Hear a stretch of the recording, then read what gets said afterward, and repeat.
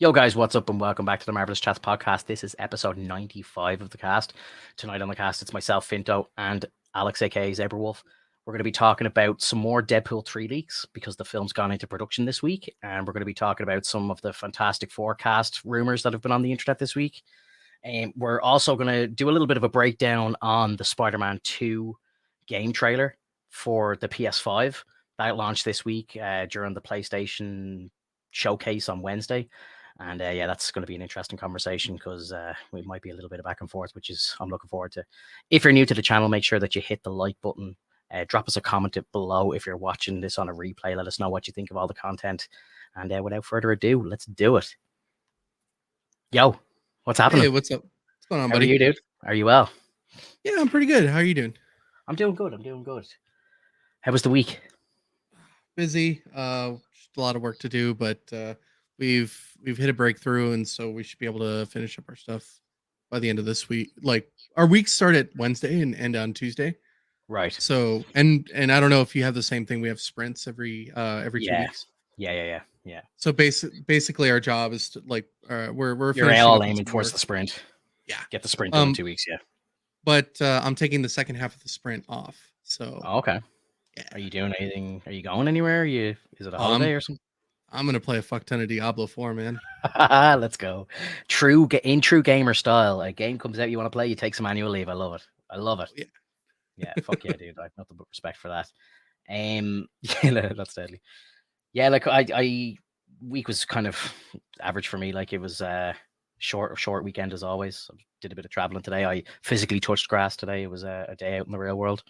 So yeah, literally just I'm not in the door long. So get in, record the podcast, go to bed. That's kind of how my Sunday's been going. Yeah, we got a good bit of news to talk about this week. I think yesterday, I don't know if it was today or yesterday, they kind of apparently the Fantastic Four cast was leaked. So we're definitely going to talk about that. And that kind of happened after I made the thumbnail for this week's episode. So I didn't include it, but it is what it is. That's how this game goes. But yeah, look, shout out to everybody who was here in the chat beforehand as well and who smashed like on the video. Really appreciate it. Helps us grow. So yeah, do you want to just jump straight in? Sure thing.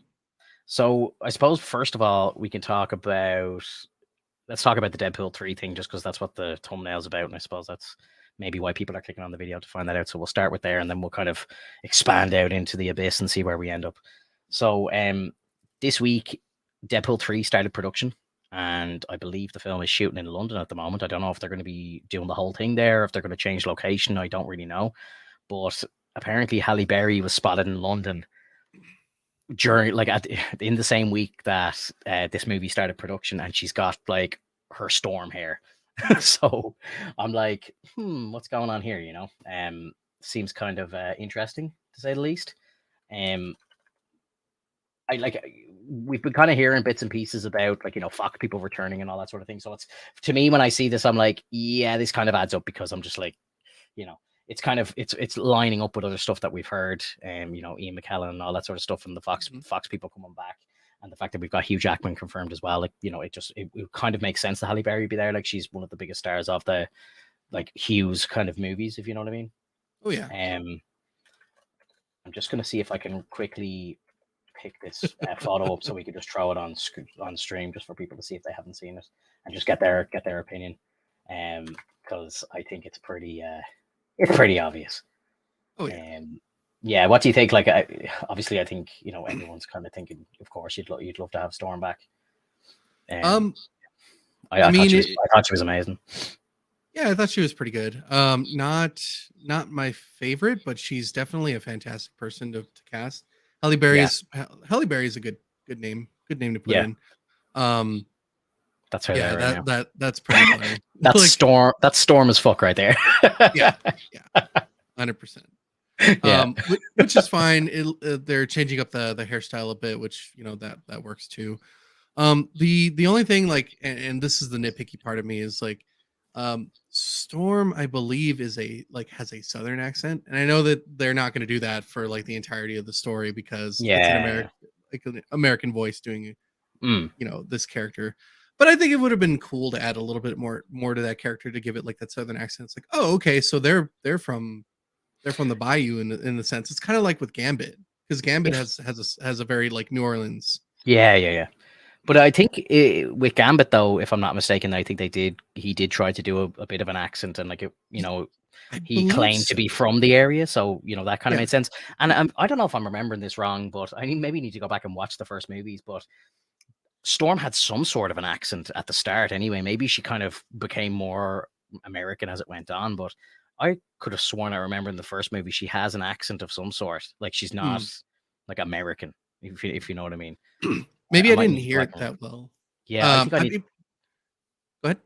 I was just gonna say, I think I need to go back and rewatch it. But as far as I remember, because do you remember in the very first movie when the dude who gets turned into a mutant, he's dying on the table and he turns into water? Mhm. I'm pretty sure she has like a bit of an accent during that scene. I don't know what the accent is, but I'm Well, they pretty might sure. have tried it, Yeah. which is kind of funny because we've had that situation before with Elizabeth Olsen playing as Oh, big Scarlet. time, big Yeah, time. like we're supposed to have an accent, and all of a sudden it's gone. But you know what was funny about that as well is like when she first came into it, she had a very deep accent, I thought, and Yeah, then it started to slip away. And then when we came back to WandaVision, it was like she got it again. yeah. It felt weird, like because like she started talking with the accent when she came out of the bubble for the first time, and I was like, "What the hell? Why has she got the accent again?" I was like, "This is really weird."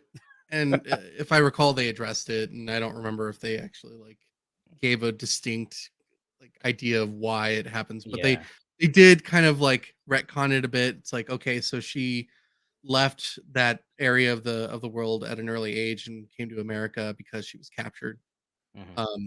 So like I guess like they kind of made sense of it, but it's still kind of funny that they attempted it. So that like I Yeah. totally understand. Like if you're an actor or actress that just has a hard time maintaining the accent, Phase it out. yeah, just phase it Yeah. out. Which Yeah. it kind of sucks, but like Mhm. I get it. I'm not mad about it. Yeah. I just think it would have been cooler if they'd have tried.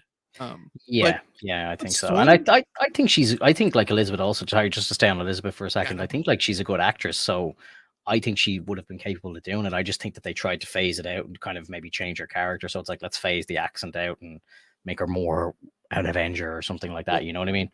it's kind of funny to me because I really do like in some cases I really do believe that the MCU is really trying to Americanize everything.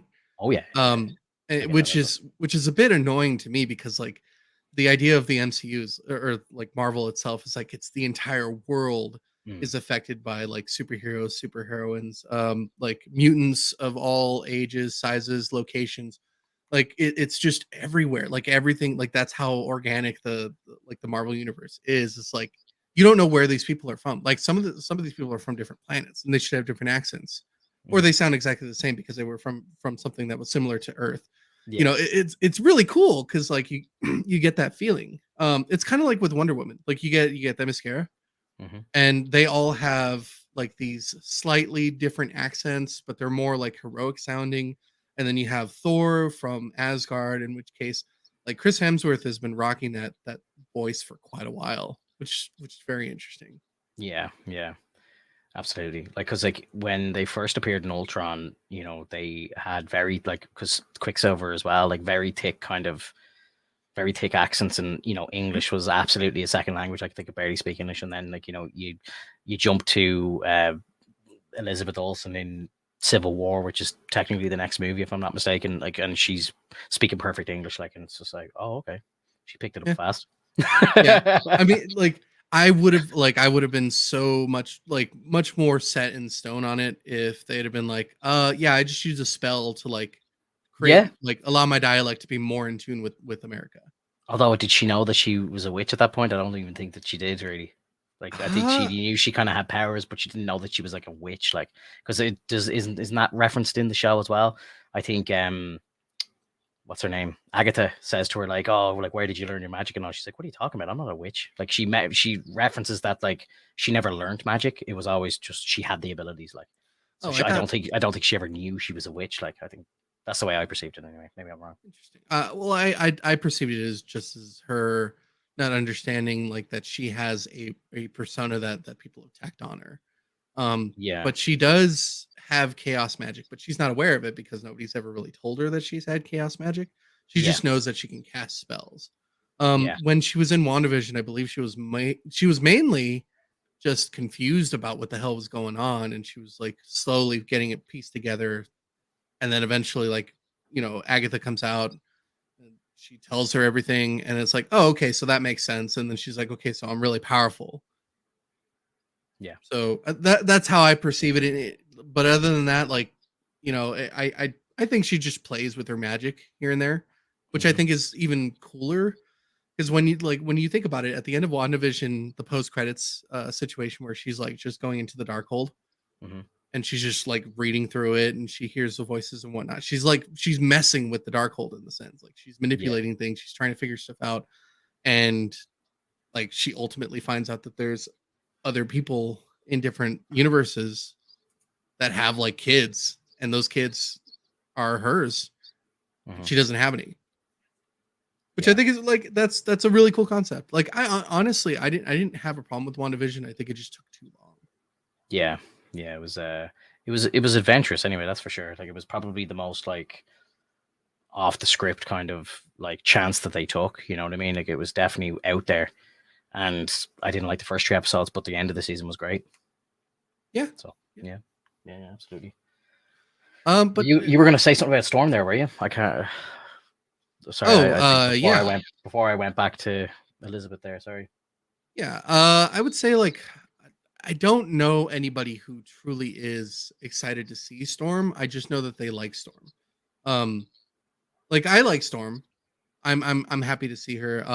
But what I'm really excited about is Marvel's interest in wanting to wanting to cast Jennifer Lawrence as Mystique again. Because that's also a rumor that she's being talked to at the moment, which I think is amazing. Yeah, I don't know. I could have sworn I read somewhere before that she had said that she was done. She didn't really enjoy the role anymore. She didn't want to, even in, I think it was Phoenix or maybe the one before, she didn't want to be there. She didn't want to do it. I think it was Apocalypse.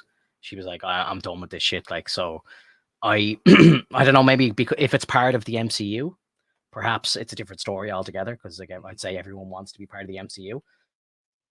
But yeah, I don't know. Like it's I'd say when the MCU, like when Kevin Feige's actually knocking on the door, I'd say it's a different story as to when it's like Fox stuff that's slowly going downhill. Because like the last couple of movies in the Fox universe, except for Logan, like we're all just kind of, it was all downhill. You know what I mean? Oh, yeah. It took a nosedive, but I mean, you do what you can. I'm not trying to place blame anymore. Like they did what they did. Yeah. It sucks. I hated it, but like they were trying. Logan was obviously their best bet. They did a really good job. Yeah. There were still some tidbits that I had with it. Like it's nothing's ever perfect in my eyes. Like there's always something that can be upgraded, adapted, or like fixed in a sense. But mostly that, like, Logan was fantastic. I think Jennifer Lawrence would be a fantastic pick, and if she's against coming back, that would suck. But I mean, you never know. What was the name of the woman who was the original Mystique? I think she's probably a little too old now. I think she's in Star Trek now. I think she's in Rebecca something. I can't think of her surname. Oh, Rebecca. I thought she was good. Rebecca Romijn. I thought she was very good. Like I'd love to see her back just for like the nostalgia hit. You know, I think that'd be kick ass. Like especially if like Ian McKellen is back. You know, if we're to understand the leaks from last week's episode to be true. You know, you're getting Ian McKellen, you've got Hugh Jackman, like you're getting Storm. Why not bring back the original Mystique instead of Jennifer Lawrence if she is truly done and doesn't want to do it anymore? You know, bring back like the OG. Yeah, and I think that would be really fun. I think that would be really cool to do both. I think that you could do both Jennifer Lawrence and Rebecca Romijn, because Rebecca Romijn can play as Mystique from the original Fox series, and then you can have Jennifer Lawrence play Mystique from the MCU in the sense that like she's wearing her full attire that she usually wears in the comics. Yeah. Which I think is like way cooler. Like I know that for the majority of the time they use sex appeal for for Mystique. That's why they put her in the full body suit and then like painted her and then just put like scales and whatnot. because it just had that appeal, like that you see the full female body and whatnot. But her in her outfit, like full on, like she looks fucking badass. And Yeah, that's one thing I really like about these characters is that when you put them in the full costume and don't make fun of it, like yeah, people cheer for that kind of stuff. People think it's awesome. yeah, Now, when it comes to some of the older costumes that we see, like from the golden or silver age, it's very silly. It's very, very fucking silly. So like I yeah, totally get it if they make fun of those. But as we get further along into the more modern era, like they have gear and costumes that are just outright amazing. They look beautiful. They look fantastic on them. So like I always feel like do it with the old costumes if you can. If not, then change it up. yeah. Put her in a black costume. The Like fact, the fact, that's what. I was going to say the fact that we're dealing with a multiverse story, and like we've already heard whispers of multiple Wolverines in this film. Like, why not have multiple Mystiques? Yeah, You could bring back the original. You could do the black suits from the first one. You could do the yellow suits from First Class or whatever. Like, you do whatever you want. Like, it's all possible. You just get Wade jumping through time or jumping through different timelines and different universes, and just literally they could just tick box it all. You know what I mean? And then just give it its final like hurrah. I think it'd be and great. that's exactly what they did for the Infinity War saga. They did Endgame, and they had everyone show up, and everyone was in costume, and everyone like blasted in, and you got to see the end of it all, and it kind of wrapped everything in a tight like a tightly neatly wrapped bow. Mhm. Um, and like that worked. Everybody loved it. Like everybody was cheering. I remember like being in the theater. Everyone was cheering, saying things that we've seen in the comics before, seeing that there's going to be change ups, people leaving and whatnot. And that was awesome. So it gave a really big send off. And I think that I think I spoke about this last week or a couple weeks before. I don't believe in superhero fatigue. I believe in just inefficient movies and shows that really push forward on the agenda Yeah. for the world itself. Like you're not really giving us anything to connect to anymore.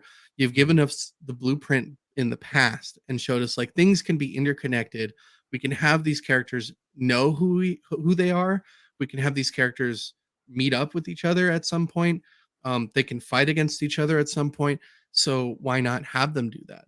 And so Yeah. I think the big picture is not there for Marvel. Like they just want to put out all these characters and go, "Here you go, have fun with these writers." And it's Yeah. like I don't care at that point cuz you're not trying to do anything that will make me care about these characters. You know, Facts. when you read the original Infinity Gauntlet comics, like you have Thanos getting ready to like destroy worlds and like cut all life in half, and it just you see in like the Avengers HQ filled to the brim with all these superheroes that are coming together because there's disasters and things going on.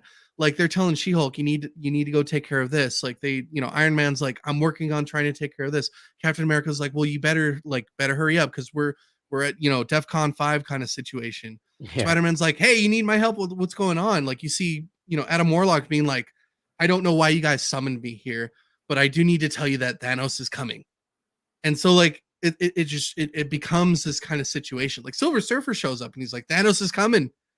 Yeah. And like it's becoming a big like that was the big thing, like connecting it all together and being like, holy shit, all these people know each other. Yeah. Yeah. I only saw a meme there about Tony Stark asking for like Thanos' name and stuff. It's funny that you bring that up. It's like, tell me his name again. Tell me his name. That was such a fucking epic moment in Christopher Infinity War. Robin. Have you seen that one? No. That's hilarious. Ah man, I love Infinity. Infinity War could be my all-time favorite comic book movie. Like I just honestly, it was perfect in my opinion. It's a perfect 10 for Yeah. me. It it Perfect it, 10. it, sh- it showed that heroes can lose. Mm, And that was huge. That's yeah, something that's really important when it comes to these comics. yeah, Like we are no longer in the golden age of movies, like yeah, for hero movies, where things just end up the way they are, and you have wins and wins and wins. yeah, You get lost. That's the silver age. Like we're currently like technically we're in the silver age if you think about it that way. Yeah, it's kind of mad, isn't it? Really, like most of the the well-known heroes have been on the big screen or had their own kind of adaptations now at this stage. Like, there's not a massive amount left to do. Like I'm sure there's probably some B and C list characters that could get their own movies. Like Blue Beetle getting his own movie is kind of mad to me. When they haven't done a proper Green Lantern movie, or even like the likes of like Green Arrow, for example, who's quite popular. Like, he hasn't had a movie, but we're getting a Blue Beetle movie. It's kind of strange. It's a hierarchy, man. Like, they don't know what to do. Like, DC Yeah, is just really struggling with understanding why the MCU was so popular. And that was yeah, because you had all of your greats at the top, the or at the bottom if you think about it, because they're the foundation. yeah, Um, and then you have these other characters that you want to introduce, which are just as cool, if not cooler. There are some characters that aren't showcased well enough to be considered cooler than the original, which I yeah, think is kind of sad. Like with Moon Knight, there's so many things you could do with Moon Knight, and Moon Knight yeah, is such a cool character with multiple personality, like way more range in like conflict yeah, and like issues and things that he can tackle yeah, than in some cases like Iron Man or Spider-Man. And like there's even like moments in time where Spider-Man actually like becomes Moon Knight or is amalgamated into Moon Knight, yeah, which is fucking awesome. Like it's cool stuff like that because they know that those characters are popular. yeah, And the weird thing about that is like when you think about Moon Knight and you think about Werewolf by Night, they kind of they portrayed Werewolf by Night as a like I would say a hero in a yeah, sense, or some type of good guy, when in fact like Moon Knight's biggest enemy is Werewolf by Night. yeah. That's sick. Hopefully they do something with that, like in the I, MCU. I Like I, agree. I love Oscar Isaac. I thought he did a fantastic job in the role. I just don't think that the show hit as hard as it could. I think they kind of maybe messed up a little bit with the show. Like, it could have been better. Definitely could have been better. They Um, they they use the blackout scenes Oh, it too was too often. much. Yeah, it was It, that.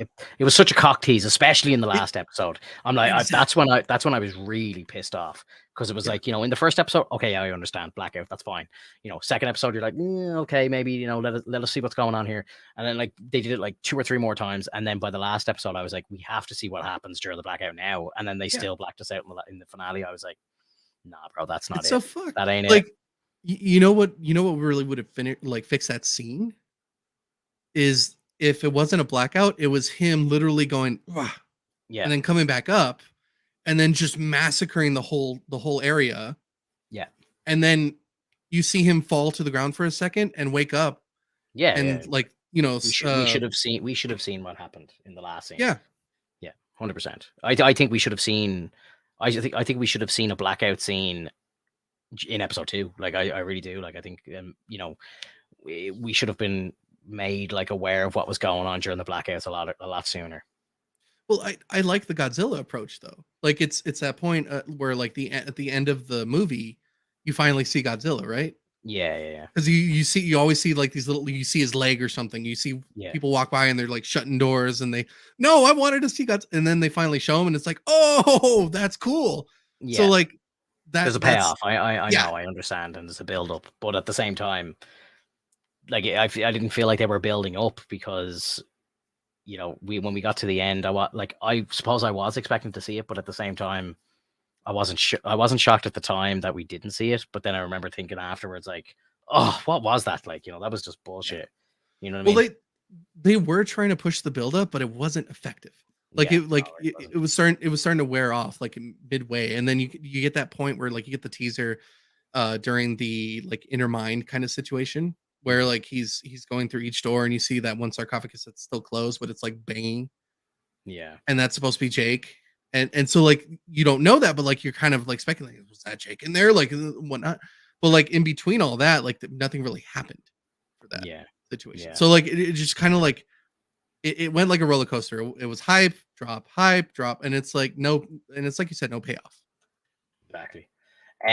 Before we move on to the Fantastic Four stuff, I wanted to ask a question. So I saw a report that obviously, with the writer strikes happening Mhm. at the moment, apparently they're production hasn't halted for Deadpool 3, but apparently like Ryan Reynolds works a lot off script, and he does a lot of like changes while they're on site. Apparently I read it, I can't remember where I read it somewhere that there's going to be no changes to the script, and I'm wondering, do you think that might like have an effect on the film?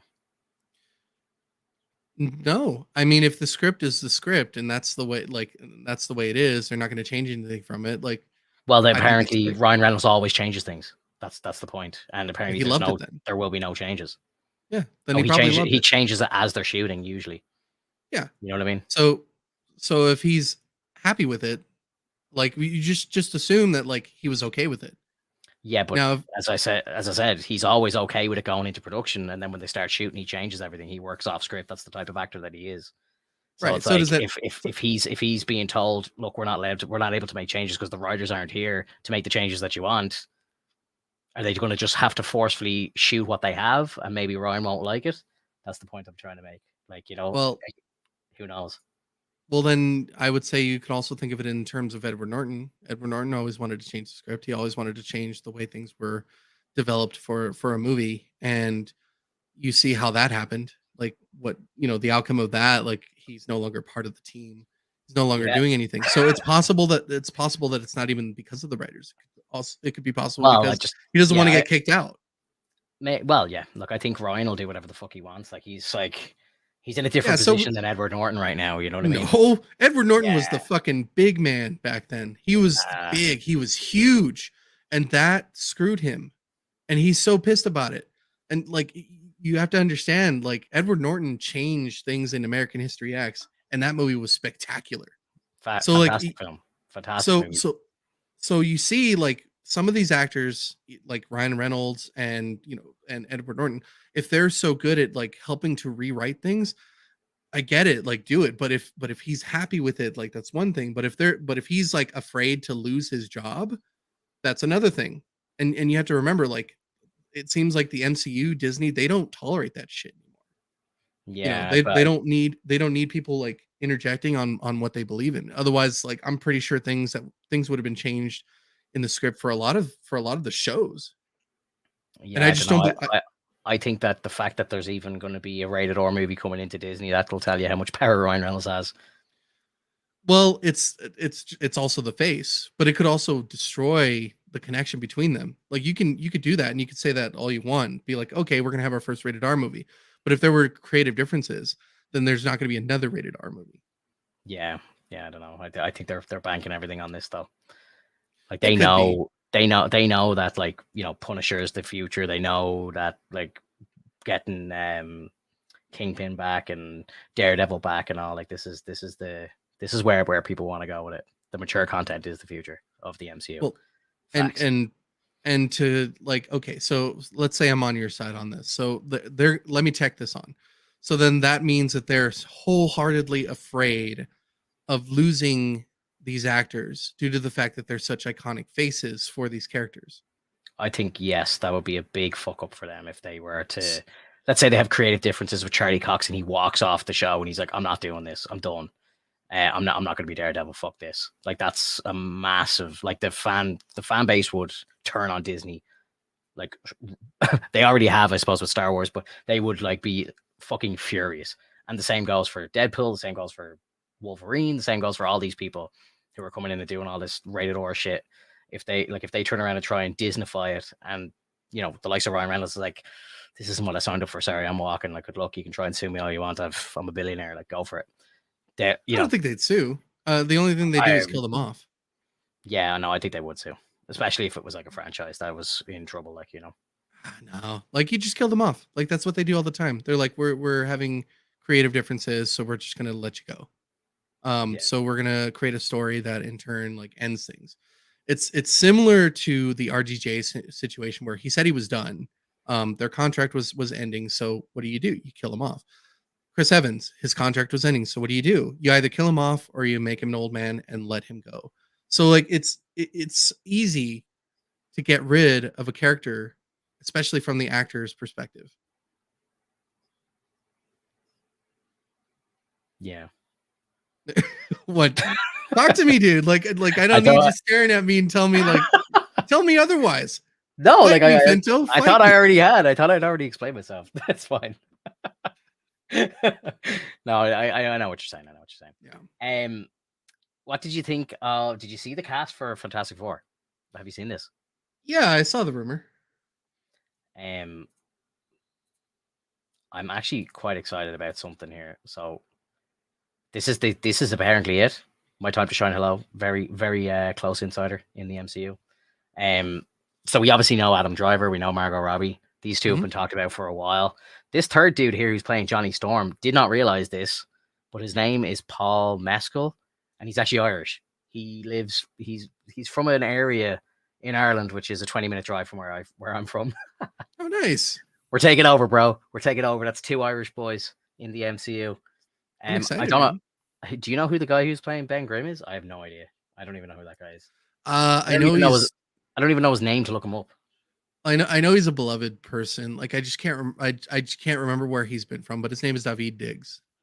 Okay. I must look him up because I don't know his face. I'm like, have I seen this guy in anything before? I have no idea. Again, I suppose really like him. Doesn't really matter who the actor is if he becomes the thing, because like it's just gonna be a voice actor basically, you know. No, I know who David is.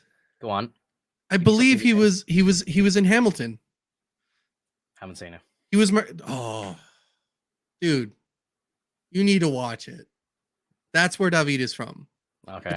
It's a musical. I don't know if you're a fan of musicals, but like that dude acted his ass off. Like people love David because of that. Like he was Marquis de Lafayette, I believe. Yeah. And I believe he was also Thomas Jefferson. Okay. So yeah, look, I don't know him right now. I'm gonna have to check out some of his work or whatever. Again, this isn't really official right now. We're kind of we're in the rumor mill here, but again, we've heard a lot of talk about Adam Driver. Margot's been coming up for a little bit as well. This dude here, Paul Mescal, I'm very excited to see another Irish lad in the MCU. Fantastic. And especially playing Johnny Storm. I was kind of going through the comments in this and all. It's like, that Johnny's not sexy enough. Johnny needs to be so sexy and all that stuff. I'm just like, yeah, I suppose like Chris Evans played him, and like, you know, Michael B. Jordan, like two of like the best looking actors in Hollywood. Like, so I'm like, okay, that kind of makes sense. I suppose they're right. And like the dude is not the best looking dude ever. Like I'm sure many people probably find him attractive, but I'm just like, he doesn't have that like kind of raw sex appeal thing.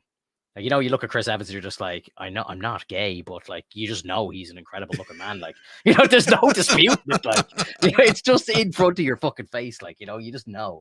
And it's the same, you know, it's the same with Ryan Reynolds. Like, you're just like, every woman in the world must love this guy. Like, you know what I mean? It's just the way it is. So I suppose I don't get those feelings from this dude, but yeah, like, I don't know. Again, I rarely judge the MCU for casting because I can't even really think off the top of my head at any time where they really fucked up the casting. Like, you know, it always works. It always works. So they've seen something in these guys and they're like, yeah, this is it. It works, you know? Yeah. So I'm wondering what they're planning to do with David though, because David was a very like distinct character, especially like in Hamilton, him playing Thomas Jefferson. It's like, that's like if you put a very like strong opera singer to do like metal. It feels weird. Right. But I'm sure because of their range of voice, like they can probably do it. They can pull it off. So like this is going to be interesting. If they see something in David, then I mean, like, I don't know, like how long are they going to keep him as Ben Grimm before they actually turn him into the Thing then? Like it usually happens like 20 minutes into the film. You know what I mean? So yeah. And but this is David we're talking about. Like I know you haven't seen Hamilton yet, but like that dude was cool. Like, so what are you going to do with him? Like, are you going to keep his face around? Are you going to put his face on the Thing? Because that's going to look really goofy. Yeah. And with Paul Mescal, like, I think that it's a great idea to choose someone who's not like full on, like, you know, built and whatnot. I think they're still going to do the skin tight suits because I think this is very iconic. Yeah. But you know, maybe he has a good amount of charisma on him, and that's why they want to cast him as such. Yeah. Now, I know that we're focused on these two, but let's talk about the two big ones with Margot Robbie and Adam Driver. So, why do you think that Adam Driver deserves that role? I I can like I'm looking at him, right? I'm looking at him right now, and I think if you can picture him with short hair, I don't think he'll have long hair. I think he'll do him with like the wings and stuff, like the silver strips. Mhm. Like I can see it. I believe he's a good actor. I haven't seen him in any like mind blowing performances. Like he was probably my only saving grace in Star Wars in the sequel trilogy. And I've seen some good performances out of Margot Robbie as well. So like I can see it, and we know she can do superhero stuff because she's been Harley Quinn. So I think if they're doing the skin tight suits, she's going to look great. He's going to look cool with his powers, like with modern CGI and stuff. Like I think the stretchy powers are going to look great. And I think I can see in his face, I'm looking at him and I'm like, okay, yeah, if we like just picture the lab coat on and the silver strips in the hair, like I think, yeah, it could work. I think Okay. he's got what it So, takes. so let's get back into Margot Robbie. So you're saying that because of the sex appeal that she's like castable, or because she's done a bunch of different roles? She's got range, like she can do different things, Yeah. like she was good in Focus. She was good in her role in Once Upon a Time in Hollywood was like small, but like she was quite different in that role as well. And obviously Wolf of Wall Street, she's completely different. And then again as Harley Quinn, like she's batshit. So you know what I mean? Like she Yeah. does have a good bit of range. Like I think that she could definitely do it. Again, I don't Yeah, I really. agree. I'm not a big Sue Storm fan. I'd have never read any of like comic books about her. So outside of the movies that I've already seen, I don't really know her. So Gotcha. I can't. It's not like a beloved character that I know a lot about. Like I can look at somebody and go, yeah, she fits or no, she doesn't. I would need to just Mm, see. You know, like I'm just okay. going off Jessica Alba, really. To be honest, like I that's the only Sue that I really know.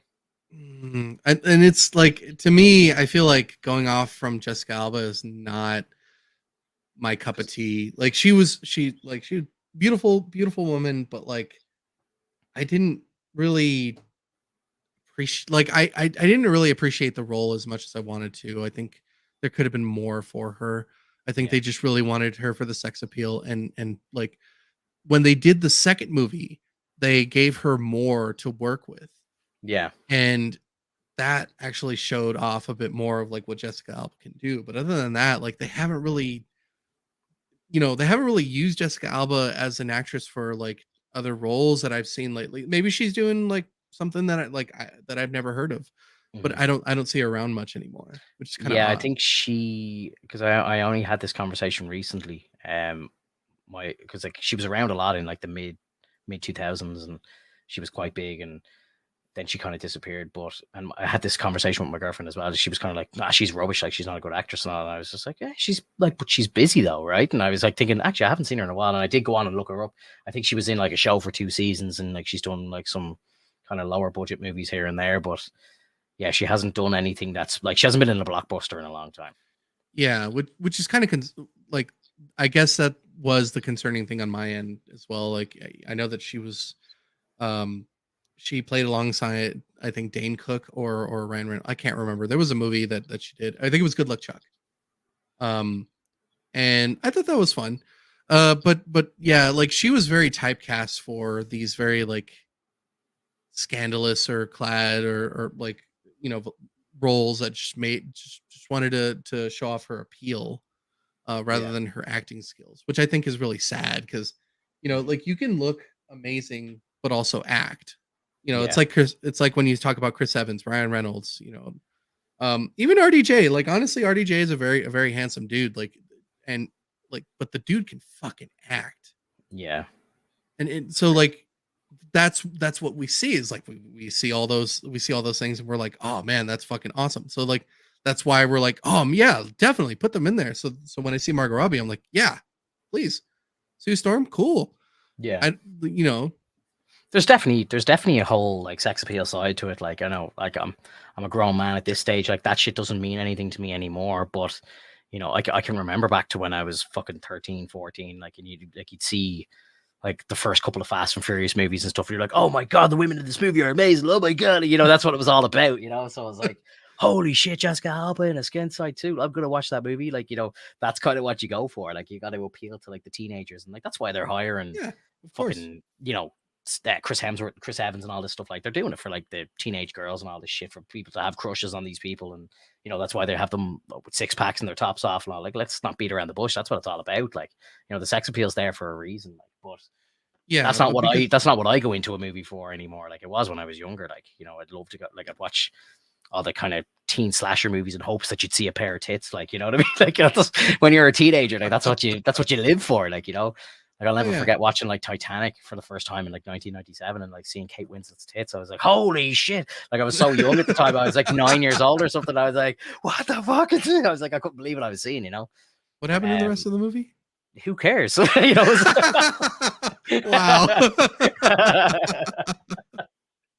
Jokes.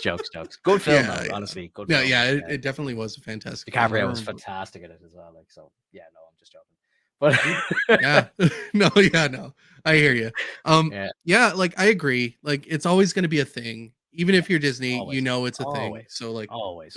But sure, even like to like further that example, like as well, like even watching Black Widow, right? Because like even towards the end of Scarlett's career, like she had kind of stepped away from the sex appeal thing. Like it kind of feels like she kind of transcended it a bit. But then like when she did her own movie and like she was involved, like she was a producer on that film, and like they still had like shots of her arse as she was walking around and stuff. And I'm just like, why are you doing that in your own movie if you've stepped away from that? Like, that's how important that shit actually is. They have to put it in there. It has to be in there.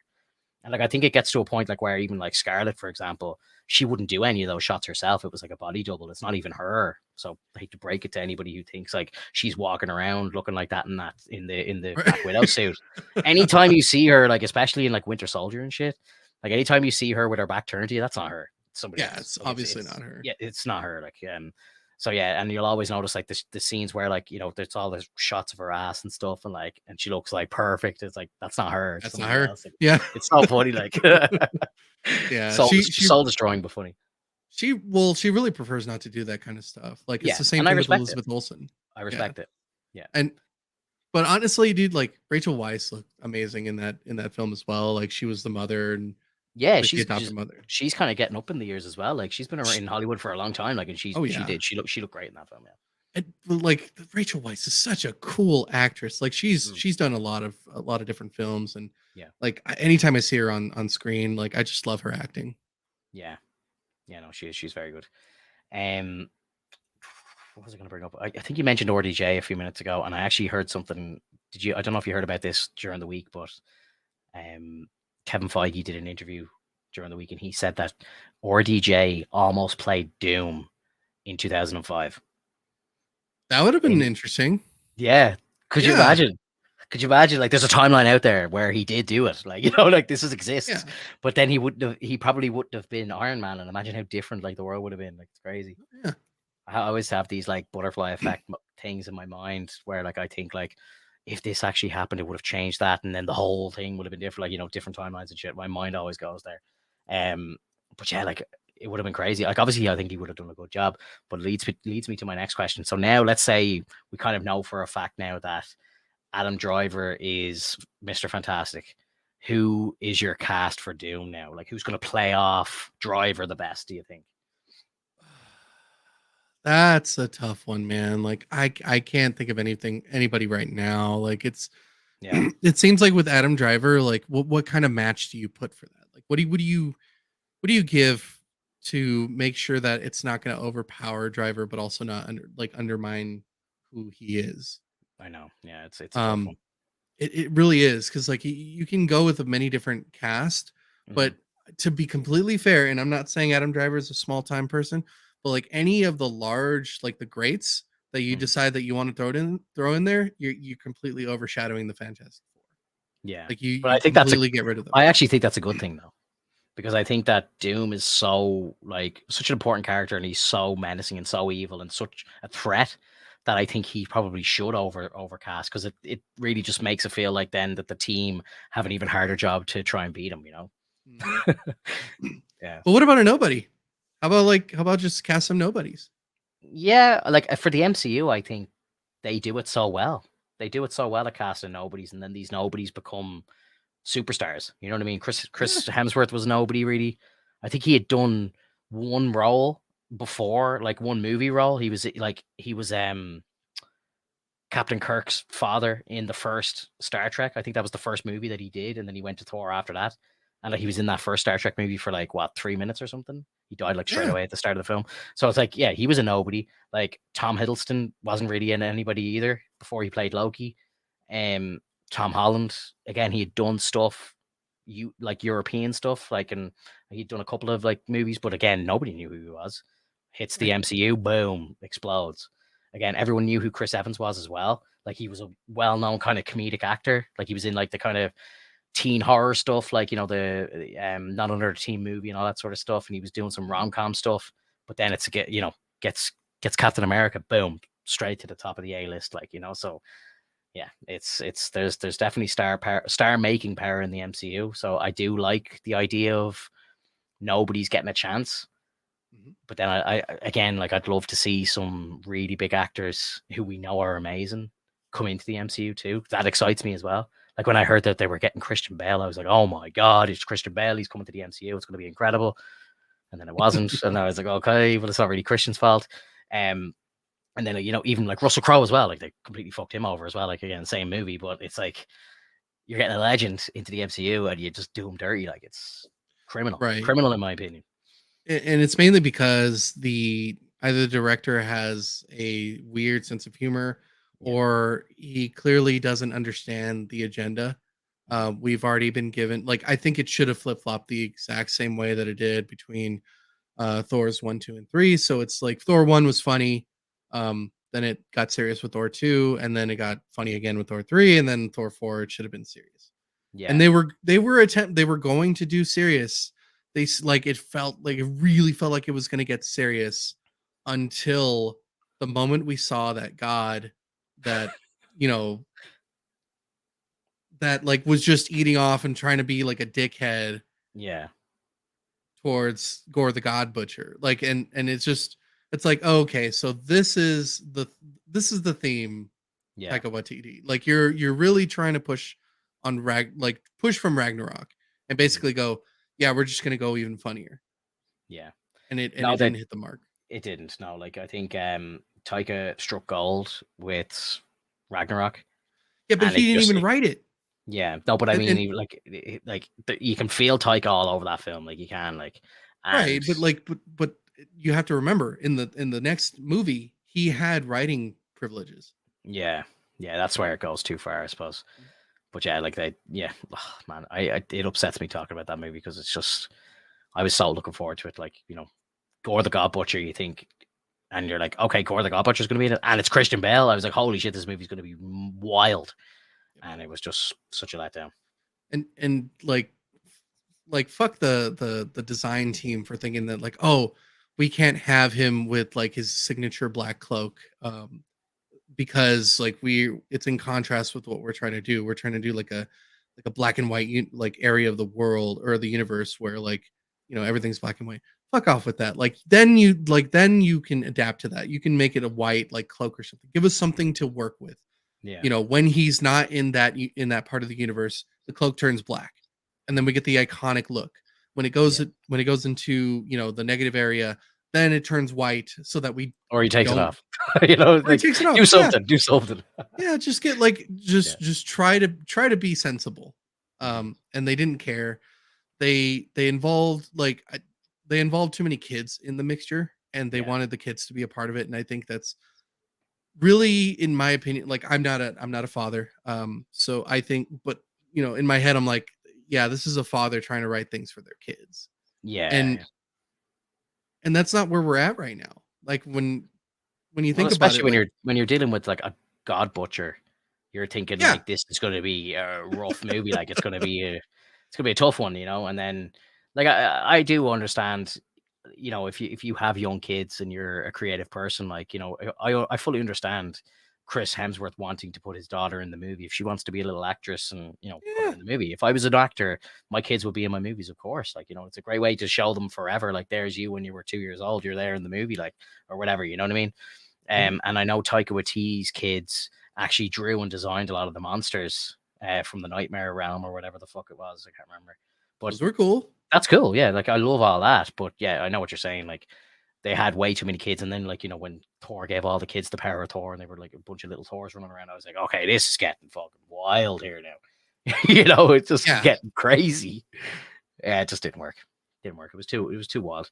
And like, what really annoyed me was when I heard that Christian Bale saying in an interview that he's like, there was some incredible scenes that him and Natalie shot that weren't in the movie, and they were like both of them were scratching their heads at the premiere going, why were those scenes not put in the movie? They were incredible.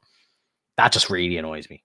You know what I mean? And I know Taika had a 5-hour or 4-hour cut of the movie, and Disney were like, absolutely not. So, I'm just like, go give us the director's cut. Like, I just want to see the gore, but I just want to see those scenes that Christian Bale was talking about. Like, give me them in a bonus fucking features or deleted scenes or something. I need to see them. Yeah, and that would have been enough. Like, people would have been like, okay, let's see the creative differences. Yeah. And then, like, if it's better, cool. If it's worse, and it's like, oh god, the movie was probably destined to fail regardless. Yeah. But like, I think they showed an almost 3-hour cut originally, and Disney had said to him, you need to shave an hour off this. So I'd say it was just wild and all over the place. Pacing terrible and everything. Yeah. Because like there's no objections to the fan base watching 3-hour movies now. It's nearly a complaint, because I remember people like I thought it myself. I was like, hang on, this movie's not even 2 hours. It's like an hour and 58 minutes or something. I was like, this is bullshit. Like, it's kind of the norm now to expect like 2 hours 40. Like, that's kind of the normal runtime now. So, if it's not kind of getting close to 3 hours, I'm thinking, oh Jesus, like, pacing's going to be too fast. We're going to like, we're going to be cutting through scenes, and it's not going to make sense, and it's going to be too much going on. Yeah. Too much editing. It's not good. Like, you can really tell when a movie's like over edited, and it just feels really weird. Yeah. Also, like, I don't know if you're a fan of this or not, but like, I fucking hate shaky cam. Like, I'm tired of it. Yeah. I think that when you have moments where people are running like through like alleyways or buildings and things are getting destroyed and blown up, and it's chaotic, the one thing that I don't want to be chaotic is the fucking camera. Exactly. Like, we know it's intense right now. Just show us what's going on. Put it on a rail, let it go forward, have these people run by, like, make it crazy looking. I think it's definitely like a budgeting tactic where it's like, let's make this shaky and you can't really see what's going on, so we don't actually have to do intense detailed CGI or whatever. Right. I mean, it's like what was the movie that did it recently? The Jared Leto one, Morbius. Oh, yeah. That was like, there was so much kind of like just like quick cam and all this like crazy shit, and all you were seeing was just like swirls and stuff, and it's like so much so to the fact where I was like, okay, now they're just being lazy. Like, they're just like doing this now to not show us stuff, like, so that they can actually just get around not having to actually make this stuff. Like, that's what I felt like. So yeah, like, I understand like when, if you want to throw a bit of a shaky cam in every now and again to kind of,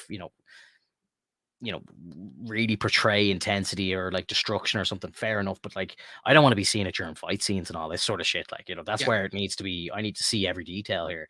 Like that Star Wars did it as well with the Kenobi show. Like, there was like during the final fight scene with Vader, there was so much kind of shaky cam, and you're like, didn't really see what was going on. You're like, guys, let us fucking see this. Like, Right. And to be honest, shaky cam is designed for found footage movies. It's not designed for these kind of movies. Like, like, it's like you said, you really want to see the animations, you really want to see the action going on. And I agree with you wholeheartedly. I'm tired of it getting too up close and personal, and then showing like cut. Like, he swings the blade for half a second. Cut.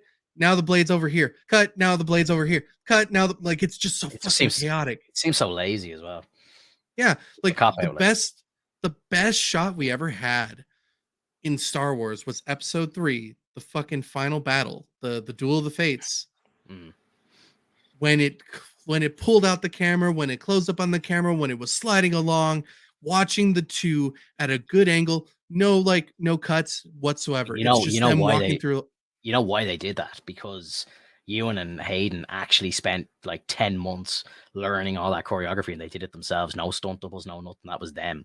And that's why they did that, because they were like, let's show off what these guys have put so much time into. And now it's the complete opposite. It's like, we're getting stunt doubles. We're not having people do shit. There's CGI everywhere. It's like, let's just skim this together and make it passable and on to the next thing. Like, that's definitely what's going on. Exactly. Why do you think John Wick is so popular? Yeah, because because Keanu could do that shit. he trained for it. Yeah, Yeah, yeah. exactly. Exactly. Yeah, and they want to show Keanu doing all this stuff. Yeah, it's 100%. Like, and I think like John Bernthal is kind of similar in a way with Punisher. Like, he's very kind of physical, and I think he's kind of like he's kind of like Keanu in a way. He's very much trained himself. So like, I think it's a similar vibe when you're Right. dealing with Like, Punisher and stuff. when with these action movies, like why do you think people love Mission Impossible so much? Yeah, Because like because Tom Cruise is insane and he does all this shit he himself. does his own stunts. Why do you think Yeah. people love Jackie Chan movies? Yeah, he's same story. His own stunts. Like it's Bro, more exciting that way. I'm not a Mission Impossible fan at all, and I don't even really like Tom Cruise that much. But Maverick was incredible. I've seen it like 3 times. It's an amazing movie, like 50 times better than the first one. And I don't know if you saw that scene. They put it up on YouTube. Like, he put up a 10 or 12 minute video of them doing this stunt from the new Mission Impossible movie where he jumps off a cliff on a bike. Yeah. I'm like, bro, I want to go to the movies to see this film because now I want to see how they pull that off in the film, because I know he actually jumped off that cliff 8 times or whatever. It's genius marketing, bro. Genius. Genius. Because you know how much work they put into it, and so you're like, And holy it's shit. real. It's real. Yeah. It's Tom Cruise jumping off a fucking cliff on a bike. Like, it's real. That's It's insane. cool. He's a mad bastard. Gotta give it to him. Gotta give it to him. Just want to gush on this real quick. Do you remember that part in the Duel of the Fates where they kind of gets to the point where they both stop and they're just like, and then it's clash, and I'm like, ah, that was sick. Yeah. I love it. That was them. Yeah, I can watch that over and over and over again. And actually, now that you bring that up, I completely forgot about this till now. But apparently, there's a rumor about the Ahsoka show that Hayden is going to be in the show, which I think is pretty much confirmed. I think if you go onto IMDb, you'll see in his upcoming thing, he's credited for Ahsoka, so he's going to be in it. But apparently, a scene that he's going to have is some sort of like Force dream or Force flashback or something like that, where it's actually going to be a recreation of the Revenge of the Sith fight, but it's going to be Ahsoka versus Anakin instead of Obi-Wan versus Anakin. So she's kind of like taking his place, and they're going to recreate some of the scenes.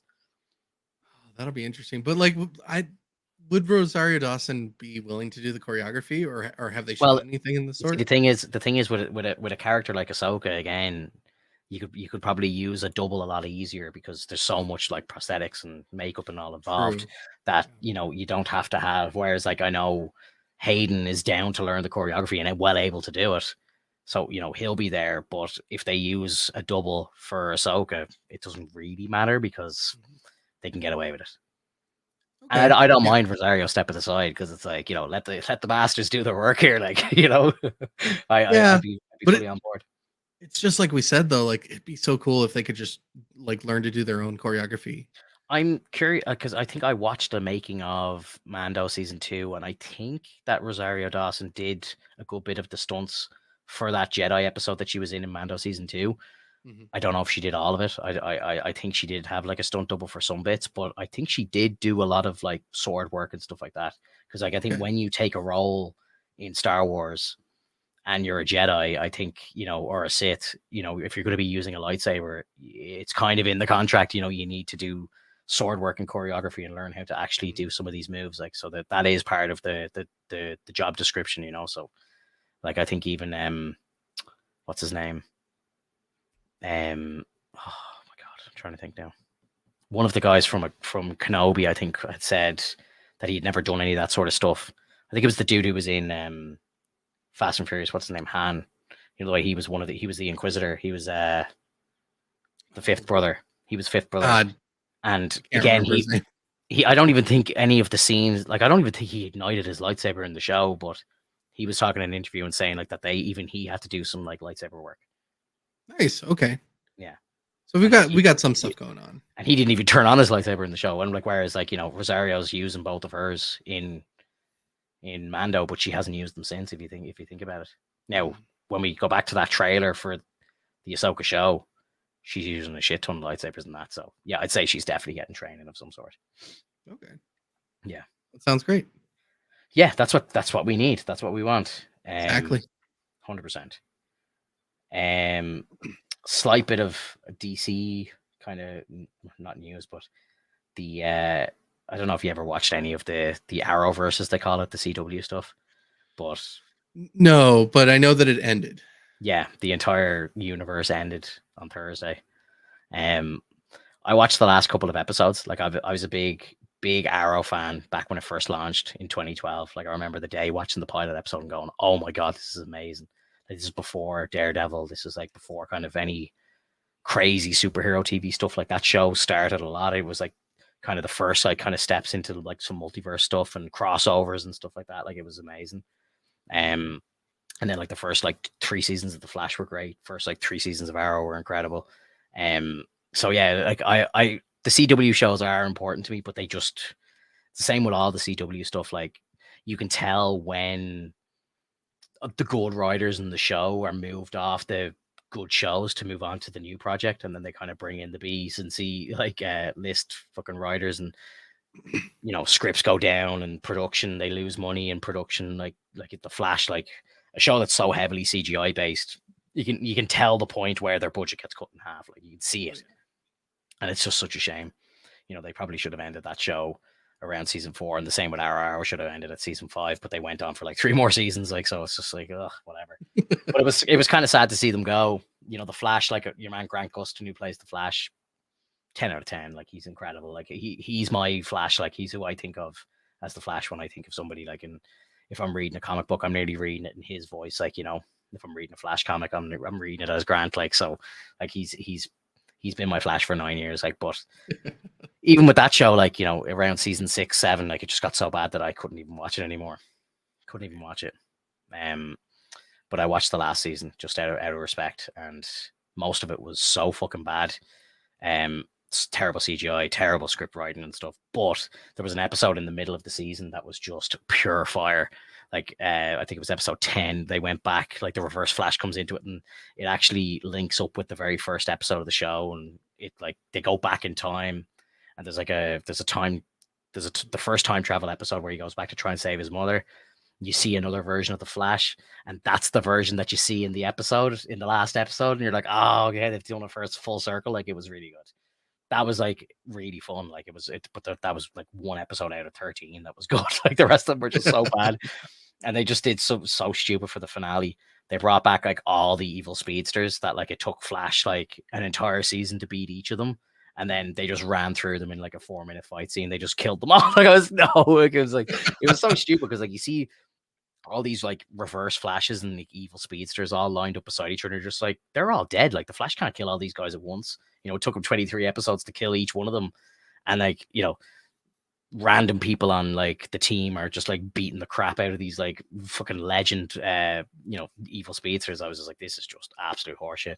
And like I was looking through like Twitter and stuff like that, like, and everyone's just like, the true villain of the Flash is the writer of the show, Eric something is his name, and like everyone is just shitting all over this guy, just saying he ruined the fucking show. People are already like putting up hashtags rewrite the season finale and all this stuff. Like, so people are not happy with it. Like, oh, it's tough, man. It's tough to watch as a fan. Like, I'm just like, this has gone down so poorly.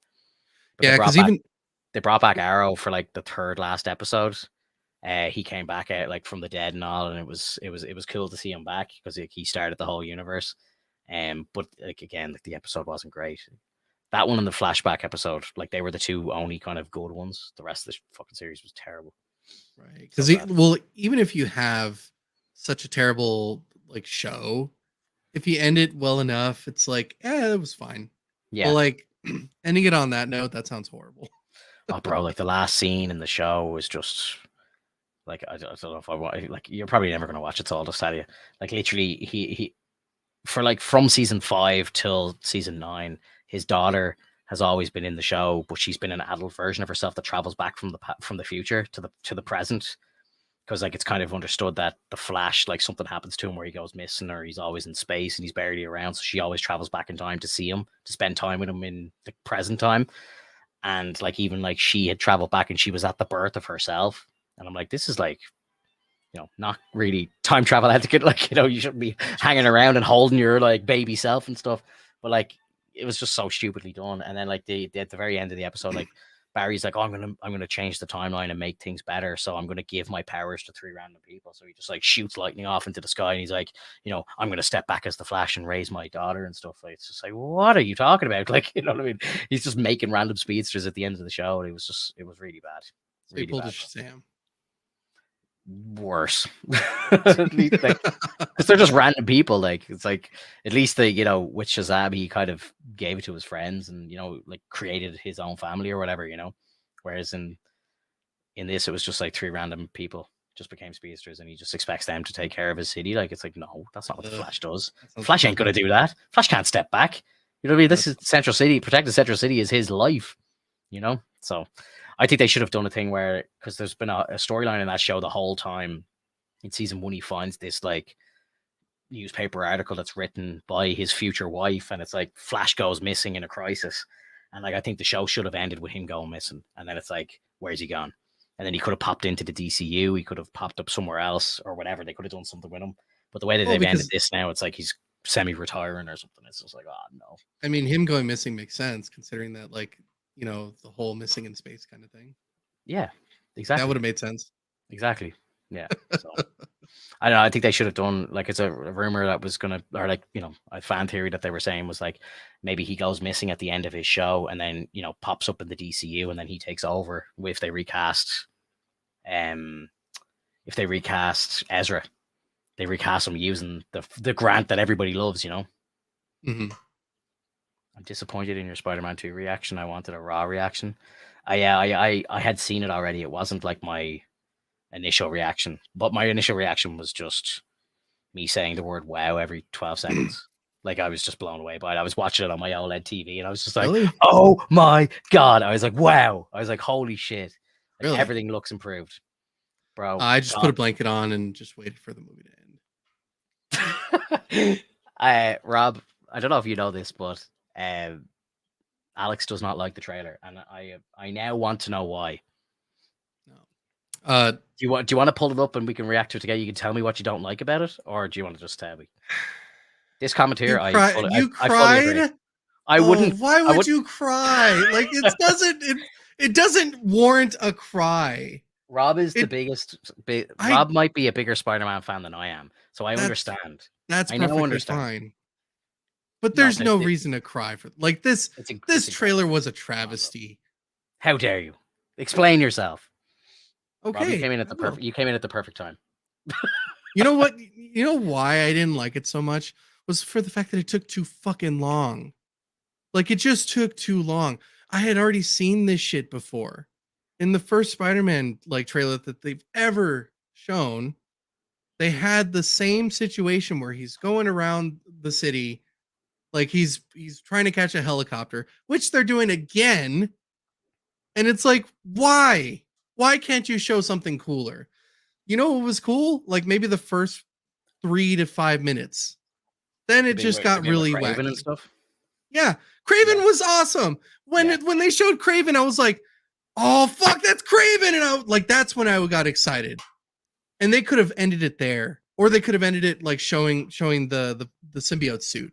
Like, that would have been fine. Did you not like seeing the combat with the suit where he's like just tearing through Craven's like? Not really. It felt a little lackluster, man. Like, I don't know what it is. I think I don't know if they need to polish it or whatnot, but something felt weird about that. I'll give you, the suit did look a bit strange. Like, it looked like the suit wasn't finished or something. They put shoulder pads on it. It's weird, yeah. That is weird. I'll agree with you there. It seems like it should be kind of like, it should be all like one, yeah, or look like the skin suit tight suit or whatever. Yeah. I'll agree with you there. There's like bits on like his thighs and stuff, and it looks like it's all like bumpy, it's and chunky. And, I'll agree there. But it's a chunky Spider-Man. I don't think the game is fully finished yet, so I'll give him a pass on that. But like, the combat looked incredible, the movement, like the city looks amazing. The fact that you're in Queens, and we now know like it's so much more open world and stuff. I'm like, yes, win. Like I the said, fact that you switch to Miles, amazing, and like Miles does the slingshot thing. I'm like, oh my! I was like, what? And like, they have the wingsuits and they're flying and all, bro. It's incredible. It's incredible. Yeah, it's gonna be amazing. That's cool. Should have ended it maybe at the point where like maybe Lizard was gonna pop out and scare the shit out of people, and then they show the Spider-Man 2 logo and that's it. But I didn't need to see a whole fucking chase scene. Like I it thought it was was cool. just it was boring. It was I liked watching boring, dude. Miles. I liked watching Miles go through the warehouse and he's doing his like tightrope shit and you're seeing his new Yes. powers and all. That was And I've cool. seen that. Yeah, I've seen that 3 times already. You know where I've seen it? Fucking Batman. Yeah, true. You know, like this, it's all Batman. It's literally all just Batman. And I like that's cool. But like I agree with Rob. It was perfect. Fuck you, it was perfect. No, it was. Don't give me that. It was perfect. No. It was. No. Yes. No. Yes, it was No. perfect. It was, dude. You're not gonna piss on my back and tell me it's rain. Like, dude, that's bull fucking shit. When they showed Craven and they like and you had to basically guess that it was Craven, that was cool. When they showed like all the people that they were gonna track down and hunt, that was cool. When they showed the symbiote suit, that was okay. When they showed Miles, that was okay. It was starting to go from cool to okay to I'm bored. I think they didn't need to show everything that they showed, but I think they just wanted to show a consecutive 12 minutes of the game. So I understand why they did it, but you know, you could have probably taken off a few little bits of it and it would have been cool. Like I loved like Peter breaking down into the warehouse and you see the symbiote suit sucking back in and all. I thought that was badass looking. And then like, you know, Miles is like, new threads, like what's going on here? Like, are you all right there, buddy? Like I thought that was really cool. I love like the voice work that Peter's doing. Like he sounds like he's getting angry and everything. I'm like, it's literally perfect. the 90s Spider-Man way of doing it. Exactly. And some people that's perfect. Some people that I've talked to have actually were taken aback by that. They were like, that's fucking weird. But it's like it's the 90s Spider-Man, like animated Spider-Man show like voice. Like because when you remember, he put on the symbiote suit and he'd like get a bit more gruff and be more mad, you know? Yeah. This is interesting. I didn't even think about this, but yeah. The suit probably will react differently to every suit that you're wearing in the game. So, I mean, that makes sense. Like why not? Because it should. Then why didn't they show that? Why didn't they show like, oh man, like why didn't they show me UI? Why didn't they show me the UI? Like I wanted him to go into the UI and be like, oh, change a suit. Oh, cool. That you know what would have been really cool is that like the changing of the suits. Showing that you can customize the suits. Like, let's say you want the gloves from like this Spider-Man. You could be the goofiest looking Spider-Man, but it's fine because you can customize it. I think they don't want to show that shit off, though. They don't want to. They don't want to reveal. They don't want to reveal what suits they're putting into it because that's part of the surprise. I find when you're playing these games, it's like, what? Oh, you're like you can unlock this suit and that suit, and you're getting these. Like, I don't want to see a list of the suits before I start the game. I'm not talking about a list of suits. I'm talking about maybe 5 suits at the most, and then everything's a question mark, and you're like, holy shit, there's like 50 fucking suits you can pull from. That would have been sick. Like I think like the Miles suit, you know, the Miles suit that he's wearing, I hate that suit. So like obviously when I get to that scene in the game, like my Miles won't be wearing that suit at all. Like it's such a shit suit, but I can understand like that's the one from like the PlayStation 5 cover or whatever, and that's the one that they're gonna have on him for this demo purpose, like. But yeah, like I'll have the Into the Spider-Verse suit on him or something, like, you know, definitely. Yeah. Okay. Granted, that makes sense. I'm glad that there's something that you didn't like about it. I'm glad that there was a few things. Don't give me that, Finto. Don't pull back on that. You told me you're like, no, I didn't like the suit that very much. It was in the trailer.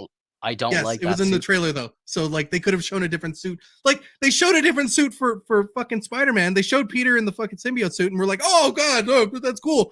And then we see but then we see Miles and it's like, oh cool, it's Miles. Like they're gonna swap to Miles. I wonder what he's wearing in this new Spider-Man. Oh, he's wearing the shit from Miles Morales. That's fucking innovative, right? No. Yeah. It's fucking boring. I agree. I don't like that suit. I know. I agree. But I understand why they don't want to show off any of the new suits that they've designed yet. Why the fuck not? We already know there's going to be suits. So give us a different suit. Show us something different. I don't care about the chase scene. You got to pay to see that shit, bro. I'm going to pay. I'm going to play the game. I'm going to play the game. But that's what they think though, bro. Like, show me why I want to play the game. Please. Like show me some different costumes. You know what was my favorite costume? The fucking negative costume that was in like Spider-Man 1. That was the coolest fucking costume ever. He looked fucking badass. I didn't wear that suit for 5 minutes. I love that costume. That costume didn't like it at all. Shit. It was so fucking good. I wore the No Way Homes or the fucking Homecoming suit for most of the Yeah, most of of my course first you would. playthrough. Of course you Yeah, would, you Tom Holland exactly, lover. Like, exactly, like exactly. seriously, like I'm getting angry now. Like, I'm just like I'm reaching a point. Like I would have been on point with you if you would have been like, I love wearing the '90s Spider-Man animated series one for a bit, and then I changed it up to maybe like the like the Ghost Rider looking one, or I changed it to like I don't the like any of the hyper goof. suit. I don't like any of the goofy looking shit, bro. You don't Like like all the the new. punky ones and stuff. I don't like any Oh, of the that. punky ones are garbage, but like Yeah. but like at least like Iron Spider Mark something, Iron Spider Mark 3, like those I were do cool. like the Civil War comic version of the Iron Spider suit was cool. I wore that for a bit. So Yeah. all the movie ones, all No, the no, no. fucking From the comic one, not the movie one. the comics. Okay, Yeah, yeah. I'm like Like the Finto. one that's like gold and red. That was Okay, all that's it. right, Yeah, I'll give you that one. yeah, no, it was Okay, good. but like get the Finto, please. Like if you don't like, why can't they just show a little bit of a difference? You Yeah, know, I know, but I think like the game's not you done know. yet, and they're trying to dip our toes in. I think they did a very good job of hyping the They world didn't up, dip my toe and in shit. They dipped my toe in like shit. That's what they did. They the fact they I gotta check this now actually because I they. looked at this fucking thing when they launched the trailer, and it was on something like 5.1 million views in the space of like 24 hours. I gotta check right now and see what this trailer's sitting on. I want you to. 7.7 million for the Yeah. gameplay Well, trailer. what do the comments say? I didn't read the comments. I didn't have a need to read the comments. Why not? Okay, Symbiote Spider-Man is just totally badass. Can't wait to play. That's cool. The fact that That's this game has 7 million views in almost 48 hours goes to show the hype. Like, yeah, all positive. I don't. Are you see looking for all the any- positives? That's good. Well, I'm just reading the first ones I see here. Have you? Let's Are you scroll. Let's sorting by scroll newest? down. No, no, Yeah. no. I didn't change anything. Okay. I'm scrolling down here. Truly I epic. like. Give me some bad comments here. I don't see any. You know what I saw when I was watching the live action? You know what I saw? Oh, you were watching the chat live? Yes. Oh, Yes. that's where all the trolls truly live. It's not even like if it's all trolls, you got me fucked because they were all L's. Oh, yeah, no, like, but like There was like maybe a W here and there. There was like I always find when I'm watching live streams like that, you're looking at, and if you're reading the chat, it's like there's never positive comments in it about anything, even if it's the best thing in the fucking world. It's just people being sour. Like it's you the know worst why? place in the Because world to be. you know why? Because like as much as people love Spider-Man, as much as I love Spider-Man 1. I played the fuck out of it. I didn't get to do the DLC because I finished it 100%. I got the platinum trophy and I was like, I'm done. I don't need to do the silver lining or whatever They were like good. that. They Yeah, were they good. were good. And I was gonna wait until like it was gonna pop up on PC, and then I'm like, okay, then I can play it.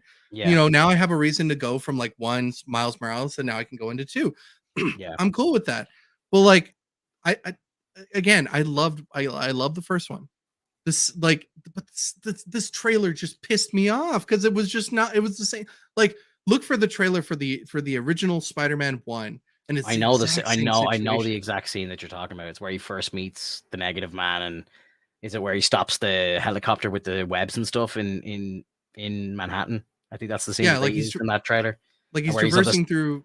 the high rise and stuff, or like Yeah, he's at the skyscrapers, he's taking out the base and stuff. I yeah, remember it. I do remember it. Yeah, and the I majority remember of people. being blown the fuck away for that back in the day as well. Yeah, Jesus, that was. it was Yeah, cool. that was cool. That was really cool. Yeah, But like, don't do it again, please. Like, that's all I wanted was like, please do a different take of it. Like, how fucking crazy it, is it? it felt different to me. I didn't even think about that first trailer until you brought it up. To be honest, Oh, didn't even think about it till you just brought it up, and that's the it's god honest truth. just disappointed, man. Like, it's like I'm excited for the game, but if you're gonna do a trailer, please do a different take. Like, don't put us on rails like you did. Like, I don't know what is up with these dev companies or with these producers that are wanting to create trailers where it's all on rails. Like, remember that demo for fucking The Matrix that they were showing off, like, oh man, look Oh at this yeah, new engine and we're gonna yeah, show yeah, off this. It was still on rails. They're like, yeah, oh, it's in real time. It's like, fuck off, it's on rails. yeah, yeah. No, that was. You could do fuck all in that, really. To be honest, if you Right. drove for 30, if you drove for 30 seconds in any direction, you hit a wall. Like it was just a tiny little chunk. Did look cool though. Like the technology looks cool. Eh, Well, If you rewatch it and really analyze it, it was I garbage. played I it. I saw it. played it. I played it. I downloaded it and played it. It was fun. Man. But like it looked beautiful, but yeah, it was All right. very restrictive. Like, Okay. All right. but like imagine like a Superman game in that engine, like or something like that, or a Flash game where you can like zip around and all. Like that'd be fucking epic. I think after Superman 64, they're never touching Superman. Yeah, yeah. I think there did I read somewhere again. Like I think maybe once every 2 years I read some like Game and Bible fucking thing where they're like, oh, there's a Superman game in development. Like like they show this like fan made trailer in like fucking Unreal 5 or something, and it's just like this is it. It's in development. Like I mean, I think that's people are just fine. hoping. People are Yeah. just hoping. I think you could make a Superman game, but it's just really difficult considering for the fact that he's goddamn indestructible, and the only way you can take him down is with kryptonite. So you have to you have to basically amass a game that either revolves around the kryptonite or revolves around characters that are strong enough to defeat him, like alien characters. Yeah, yeah. So like That's why I never liked Superman as a kid. I thought it was just it's too overpowered. kryptonite. It's Yeah. like even like when I was watching when I used to watch Smallville, like Smallville's like it was an entertaining show, but it's just like literally like I think in every episode at some point like Clark falls to his knees because he's found some kryptonite in the ground, or there's kryptonite in the water, or like like it's just every single episode it was just like, oh shit, he's found more kryptonite. It's like, or this person was infected with kryptonite. It's like it's just always like, kryptonite. Right. And that's why people love Batman more, because he doesn't have to deal with that bullshit. The only thing he deals with is fatigue from having to fight so many goddamn people. Yeah, yeah. That's why I love Spider-Man as well, because he's a young kid, he's such a fuck up. Like he's powerful, of course, but he's getting his ass handed to him constantly, and he has to actually like overcome these things. And and like I'm happy that they follow the same formula as Batman. And they've changed it up in certain ways, like with different costumes. Batman does the same thing, but like the different costumes for Spider-Man are just way more iconic in my opinion. Mm-hmm.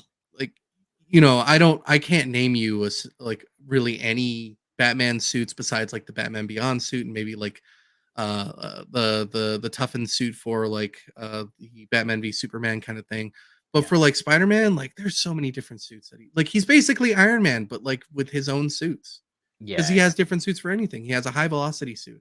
He has the negative suit. He has the punk suit. Like different things. They had the like Scarlet Spider suit, and they had the Ben Reilly suit. They had the like all different kinds of suits that like were iconic and that we can really name off of, because those were the thing. With Batman, the icon is just the fact that he's Batman. Yeah, and it's always just Bruce Wayne. Whereas, like, with the Spider-Man suits, a lot of the different suits seem to be from like different universes or different runs or future shit or whatever. Like, it's very different. Whereas it's always just Bruce Wayne. Yeah, and like I am excited to see what they're going to do with the 2099 suit. I'm hoping that they've updated it. I think it'll look cooler on this. Well, and I wonder if it's in Fortnite right now. You can play really the Miguel O'Hara. Yeah. You can play as him, and you can play as Miles now. They got the Miles suit in there as well. That's cool. Which is cool. But the 2099 suit looks pretty cool. Like I played a game with him, and like he's got these like blades on his arms and stuff. Like, and they're like so big though, but when you're running around Fortnite, it just feels weird. Like because you can see the blades kind of like going behind his back and stuff. Like it just feels weird. Yeah. Just to talk about, because there's actually. I completely forgot about that movie. The movie's out next week. I've got my tickets for the 3rd of June, which is next Saturday.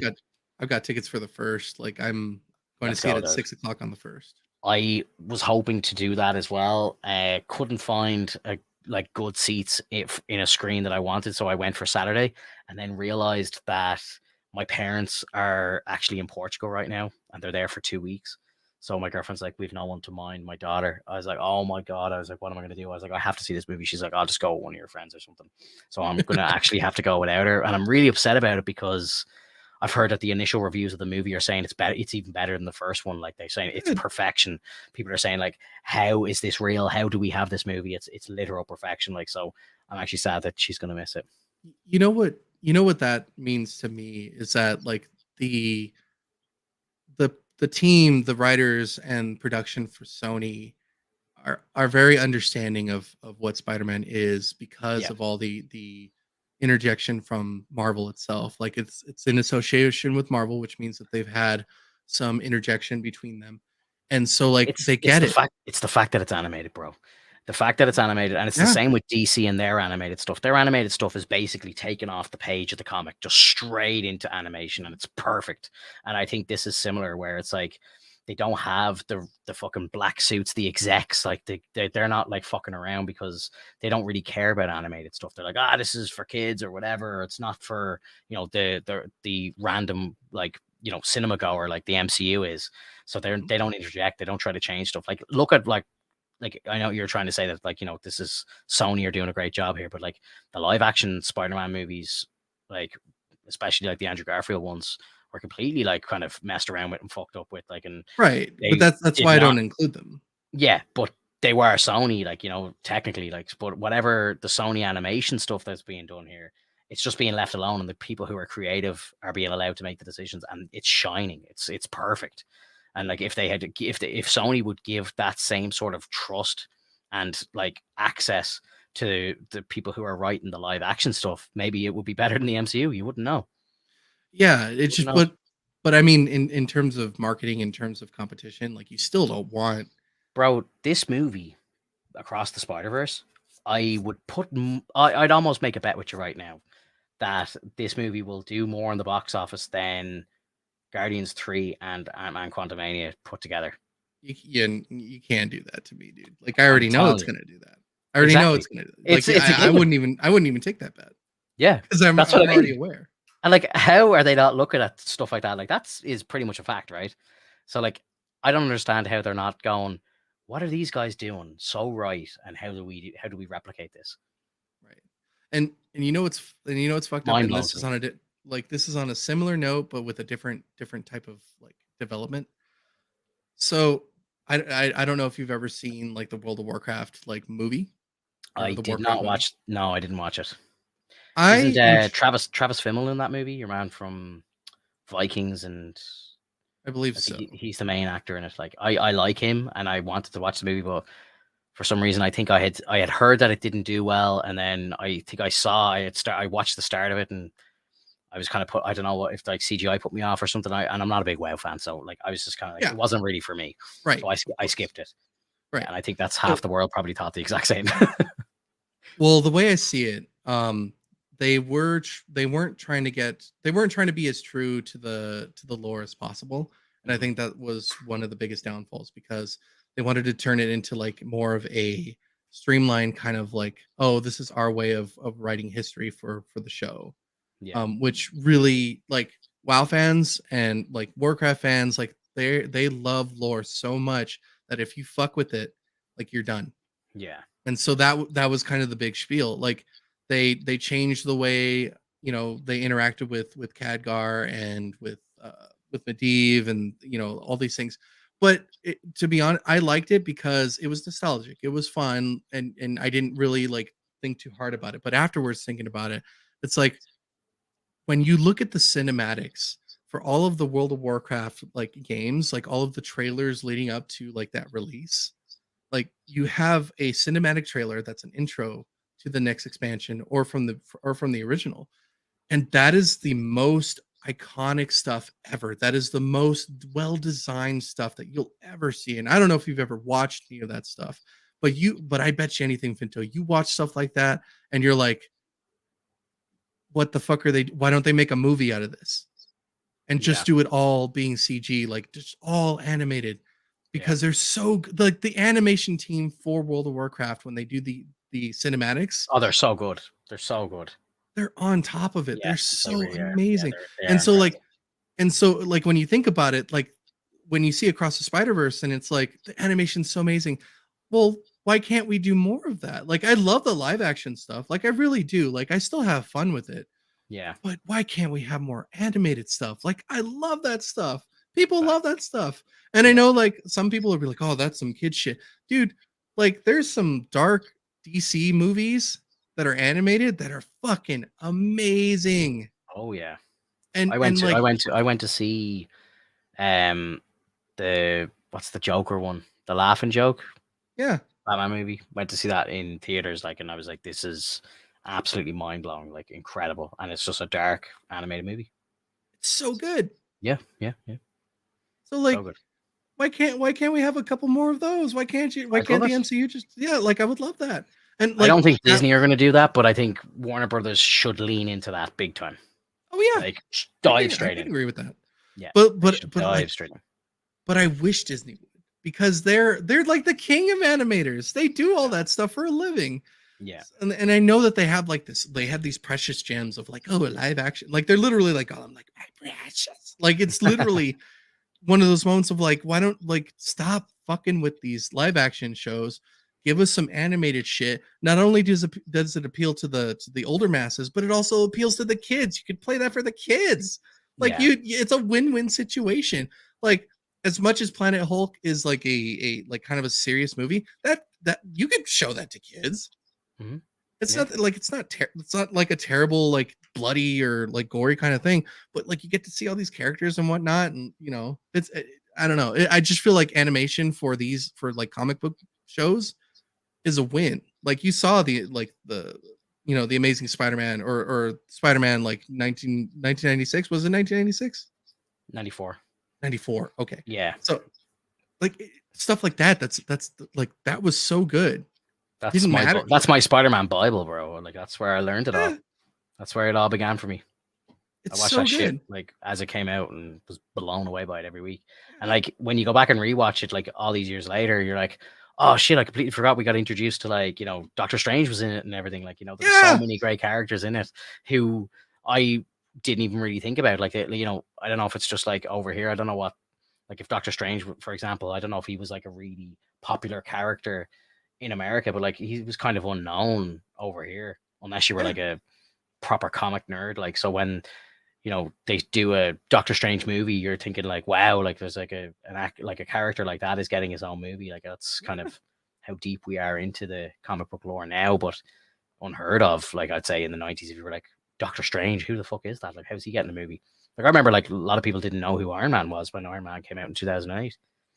I wasn't an Iron Man fan at all. I couldn't have told you anything about him back in 2008. Like, I wasn't a Marvel reader at all. Like I loved Spider-Man and like X-Men and seen all the movies up till then, but I didn't really know anything about the history or anything of fucking Iron Man. Like I couldn't have told you. But again, went to the movie, loved it, and that was it. End of that. Yeah, like what's funny is that in terms of the big people that are really showcased, when they did top tens back then for characters, number one was Spider-Man, of course, Yeah, because he's always going to be a big influence. Yeah. I believe number three it's either three or five was Hulk. Like people love Spider-Man and Hulk. That was like their bread and butter. Yeah, because like everyone knows who Hulk is because of like the Lou Ferrigno shit in the 70s and stuff. Like everyone, like even me as a child, like I knew who the Hulk was. Like it's one of those like household names. You know who he is. And that's why they try to do Ang Lee's Hulk. They try to do like, they were trying to continue with the Incredible Hulk. They were trying different things, and it didn't cut because like they didn't know how to really write Hulk. Yeah. Even though it's so easy, just make him very destructive and like. They did it, in my opinion, they did it pretty well in Incredible Hulk, but they just didn't know how to write the story as equally good. The fight scenes with Hulk were fucking fantastic, but the storyline, a little jank. Yeah. I like, and when you see like Spider-Man, like you really like, it's really hard to fuck up Spider-Man. It really is, and somehow Sony figured that out with Amazing Spider-Man 2. Oh, I feel so sorry for Andrew. I really hope Andrew gets his own shit. Yeah. I think we spoke about it previously. I think it was on last week's or the week before. Someone was in the chat asking me about Spider-Man, and I said, could like you imagine that like if Andrew got like a 6-part series that kind of just told his story after he returned from like No Way Home, and like I've had that idea in my head like since I said it on the cast, and like that would be just so good. I would love to see that. Yeah, because it's still traumatizing. Like, and it's just, but we know Andrew likes to do TV, like Under the Banner of Heaven. He's incredible in that show. I think like he could probably do a Spider-Man show for like 6 or 8 episodes. Mm-hmm. Put it on Disney Plus or don't or whatever. Who cares? But like, I think it would work. Like we know Andrew's an incredible actor, and I think everyone now wants to see where his character goes. Like I think if there was an Amazing Spider-Man 3 movie, I think that movie would like. I think it would do 1 billion easy. I think everyone now, like Andrew could be like the fan favorite Spider-Man right now. I think he overtakes even Tom Holland. Yeah, because like he's likable. He's very likable, and he's good. I said it since day one. I was like, he plays Peter Parker perfectly. His Spider-Man is cool. He's funny. He's like kind of, it's dorky here and there, but like dorky and quirky. But like that's the way Spider-Man was, Like, so I understand it, And then like all the CGI was amazing. Like you got to see like the POV stuff. Like I remember the first time watching that in the cinema, I was like, whoa! I was like, holy shit! Like you felt like you were swinging through New York yourself, and you're seeing them like using the web shooters and stuff. I was like, this is fucking epic! Like, and that was the thing about the Amazing Spider-Man 2. The costumes sucked, but the animations. I thought. Well, no. I'm not talking about Spider-Man's costume. I'm talking about everything else. All the other costume designs suck. Oh, it was terrible. Oh, Jesus. Yeah. Harry's goblin was so bad, and literally looked like they cringe. Yeah, they literally looked like they tacked on a bunch of hair on him and like turned it green. Yeah, it was so bad, and like his teeth were all weird and all. He looked like he was in pain all the time. That was so cool. Like what the fuck? Yeah, that like was so shit, dude. Oh my god, that drives me mad. But well, like the animations, the best Spider-Man CGI that we've ever had is in this movie, and it still hasn't been beat. Fucking amazing. Yeah, absolutely. Bro, we're nearly at an hour and 40. Is there anything you want to bring up, or will we close off for the week? Just saying, I don't hate Spider-Man 2. I still like. I really I want to set that in stone. You gotta get that out here. I don't hate it. I just really did not like the trailer. Okay. I really. Did not like the trailer. Bro, if you like, I know you're gonna love that game. Like, there's no way. Of course. There's no way anyone who buys that game isn't gonna love it. Like, honestly, I'd be shocked. I just felt bored with that trailer, and I think they could have done better. That's all. Yeah. Okay. But I loved all the I loved all the things that they showed. Like they showed Kraven, they showed all the different characters that are hanging out in New York and Manhattan and like Queens, and like that's cool. Like that's what I'm super excited for. Like, dude, remember in fucking the first Spider-Man show, like or the Spider-Man game, like we got to see Tombstone. Yeah, that was cool. That was sick. Nobody knows about Tombstone. Yeah, you gotta be a bit of a hardcore for that one. All right, that was cool. One last question before we end. What did you think of the lizard, Doc Connors? What did you think of like the lizard design in the game? I need to rewatch it. I feel like I didn't get a good shot in. Like people in my chat when I was watching it on Twitch were like, "That looks like a dinosaur. What the fuck is that?" Like, and that's really dumb if they do that. He was very scaly and very like kind of prickly looking. Like he didn't really look like any other lizard that we've seen in live action or cartoon or whatever. Like, granted, he was giant. Like he looked massive. Yeah, I like the scene where he was being chased. Like, they do the front facing cam, and it's kind of like I always call that the kind of Crash Bandicoot style of gameplay. Like, when you run away from the boulders, I always think of Crash straight away when I see it. It's like Uncharted did it and all. Like, I was like, it's such a Naughty Dog thing. But when they did that, I was like, oh, okay. But like, you see him coming out of the water and stuff, and he does look like a dinosaur, to be fair. It's honestly such a Sony thing, to be honest. Like, it's really like that's a thing that Sony does. Absolutely, yeah. 100%.